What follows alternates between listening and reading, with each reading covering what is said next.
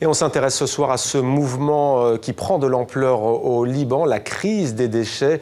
Le nom est évocateur, vous puez, voilà ce que scandent les manifestants à l'adresse de l'ensemble de la classe politique. On rappelle que ce pays du Proche-Orient, francophone, francophile, est sans président depuis plus d'un an. On en parle avec Rima Tarabaï. Bonsoir. Bonsoir. Merci d'être avec nous. Vous êtes la présidente de l'organisation non gouvernementale EcoTown qui promeut le développement durable au Liban. Vous avez aussi fondé l'association Bahar Lubnan, la mer du Liban, qui œuvre pour la réhabilitation écologique d'un village de Nakoura. Ça se trouve près de Saïda.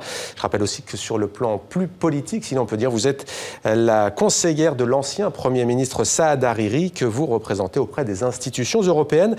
Alors, avant de vous donner la parole, on va revenir, si vous le voulez bien, Rima Tarabaï, sur les événements qui se sont déroulés hier. Vous le savez, des militants de la société civile ont décidé d'investir le ministère de l'Environnement. Ils avaient fixé un ultimatum au ministre de l'Environnement pour quitter ses fonctions, ce qui n'a toujours pas été fait. Ils ont été délogés par les forces de l'ordre. Des images commentées par Jean-Luc Egueuzier. Tard dans la soirée mardi, l'atmosphère était encore tendue devant le ministère de l'Environnement à Beyrouth. Des volontaires s'interposant entre les forces de l'ordre et des manifestants très remontés, demandant la chute du gouvernement. Quelques échauffourées ont eu lieu. La journée avait commencé par un coup de force des militants du mouvement Vous puez. Ils avaient fait irruption dans le bâtiment du ministère. Un sit-in non violent était organisé dans le couloir, non loin du bureau du ministre, qui se trouvait de facto coincé. Pas de négociation, une exigence, la démission du ministre de l'Environnement. En cause, toujours la crise des ordures qui dure depuis 1 mois et demi. Celles-ci ne sont plus ramassées à Beyrouth et le gouvernement semble incapable de trouver une solution. Mardi, l'occupation a duré 8 heures, mais à l'heure de l'ultimatum fixé, ce sont les forces de l'ordre qui sont entrées en action, évacuant les manifestants, apparemment sans trop de ménagement. D'abord, ils ont coupé l'électricité, ils ont coupé l'eau et l'aération, puis ont fait irruption. Nous leur avons dit que nous partirions tranquillement, mais pendant que nous descendions les escaliers, ils frappaient tout le monde sur la tête sans raison. Selon la Croix-Rouge libanaise, il y a eu 16 blessés, dont un organisateur de la campagne qui a été hospitalisé. La mobilisation ne faiblit pas au Liban. Samedi dernier, des dizaines de milliers de Libanais sont descendus dans les rues, le plus grand rassemblement depuis le début de la crise. Au-delà du problème des ordures, c'est un large rejet de la classe politique et de la paralysie du gouvernement qui se manifeste. Les députés ont prolongé à 2 reprises leur propre mandat et sont incapables d'élire un président de la République. Pour le moment, la classe politique n'a pas vraiment répondu à ce mouvement et le ministre de l'Environnement n'a pas démissionné. Mais les actions se poursuivent. Un nouveau rassemblement est annoncé mercredi soir à Beyrouth. Voilà, toujours beaucoup de tensions, donc elle est même parfois extrême. Rima Tarabaï, quel sentiment, quel regard portez-vous sur ce mouvement? Est-ce qu'il vous inspire de la crainte ou de l'espoir? Au contraire, ce mouvement m'inspire énormément d'espoir. Moi, je milite depuis très très longtemps au Liban. Et c'est la première fois qu'il y a un mouvement de cette ampleur, autant de monde qui descendent dans la rue, sans que ce soit à partir d'un appel de partis politiques ou bien de partis claniques.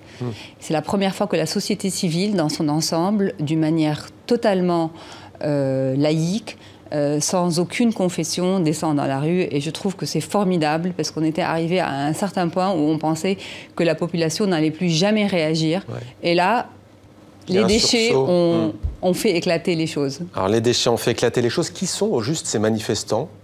Écoutez, c'est vraiment la société civile, c'est-à-dire c'est des gens qui vivent au Liban, qui ont un ras-le-bol général de ce qui se passe. Alors ça a commencé par rapport aux déchets qui n'ont plus été enlevés des rues, donc il y a eu avec une la accumulation fermeture d'une déchetterie, avec la fermeture d'une déchetterie dans le sud, et donc les gens se sont rendus compte finalement que leurs déchets étaient sur les portes, mais je veux dire qu'un mal pour un bien, parce que finalement les Libanais ne se rendaient pas compte non plus comment on gérait leurs déchets. Donc ça a été aussi un déclencheur pour comprendre un peu quelle était la gestion des choses. Il faut savoir qu'au Liban, il n'y a pas seulement la question des déchets, il y a la question de l'électricité, il n'y a pas d'électricité au Liban, l'eau n'est pas potable, il n'y a pas de sécurité sociale, les gens meurent sur les portes des hôpitaux. Donc ce mouvement vraiment va au-delà des déchets, il va au-delà d'un ras-le-bol, il va en fait vraiment un ras-le-bol général d'une situation qui est insupportable. Donc aujourd'hui, il n'accepte plus ce qui se passe aujourd'hui au Liban. Il n'accepte plus cet état de fait. Alors certains médias des deux côtés de la Méditerranée, Rima Tarabaï, évoquent la possibilité, entre guillemets, d'un printemps arabe, plus de 4 ans après le printemps tunisien.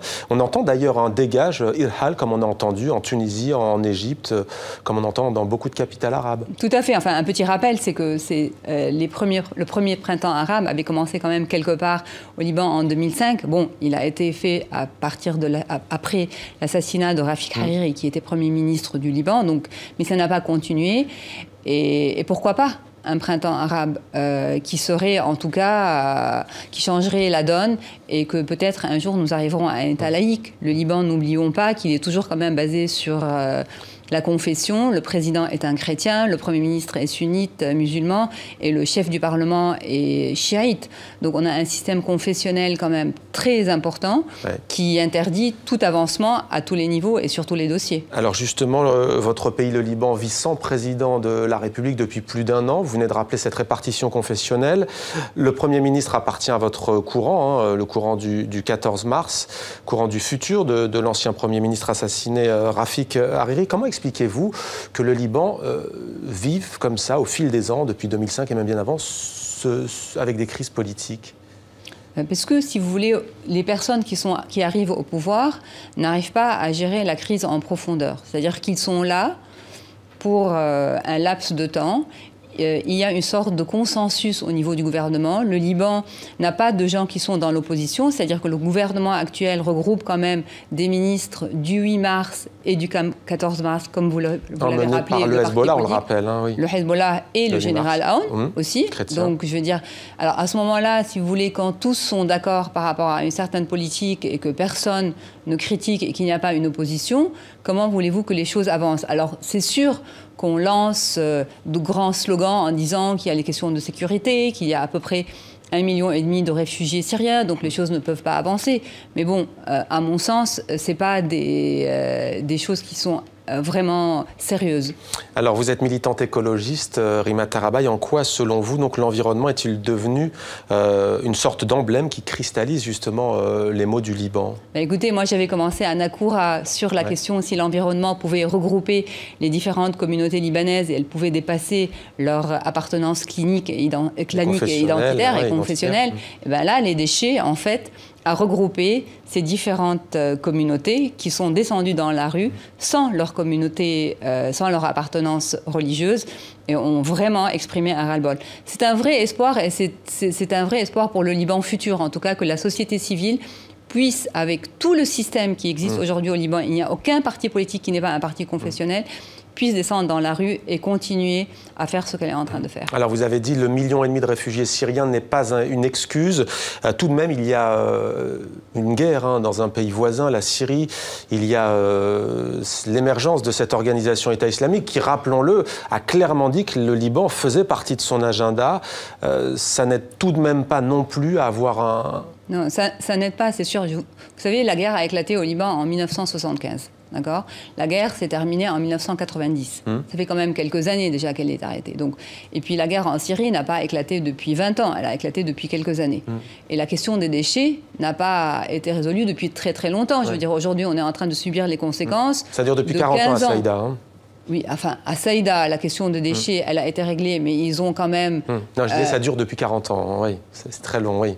Oui, voilà, ça dure depuis très longtemps. C'est pas aujourd'hui seulement qu'on a cette question. C'est une accumulation de plusieurs années où il y a aujourd'hui un ras-le-bol général des citoyens qui ne peuvent plus supporter l'incompétence du gouvernement, toutes les questions aussi qui ont été mises au niveau du gouvernement par rapport au fait qu'il y a des pots de vin qui sont pris, il y a une incompétence générale, il n'y a pas de sécurité sociale au Liban, les gens crèvent de faim, ils ne peuvent pas être hospitalisés. Donc, si vous voulez, c'est une accumulation. Ce n'est pas juste la question du déchet, n'est pas venue aujourd'hui, il y a 2 jours, et que tout d'un coup, on s'est rendu compte qu'il y avait une mauvaise gestion. Et ce n'est pas seulement ce gouvernement. Les différents gouvernements qui se sont succédés n'ont jamais probablement donné l'importance qu'il faut aux choses de la vie quotidienne des citoyens.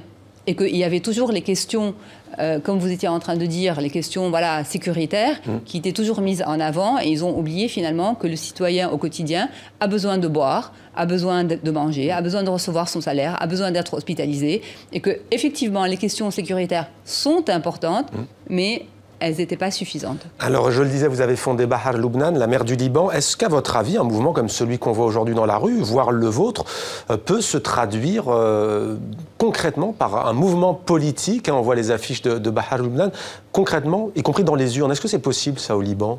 Écoutez, il y a déjà un parti politique qu'on appelle le Parti des Verts, comme un peu ce que vous avez en France. Donc...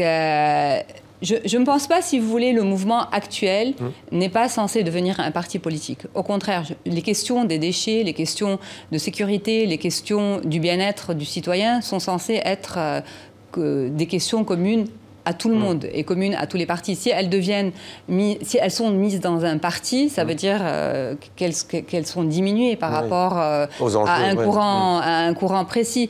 Non, je pense que c'est sûr que les prochaines urnes, s'il y en a, parce que notre Parlement aussi a été renouvelé, donc vous n'avez pas mentionné. Reconduit, ça a été dit il y a quelques... Voilà, donc il a été reconduit. Donc les militants aujourd'hui ne demandent pas seulement de résoudre la question des déchets, ils sont en train de revendiquer aussi des élections législatives rapides, des élections présidentielles, puisque nous n'avons pas de président. Ça, c'est possible, c'est imaginable réellement, vous croyez?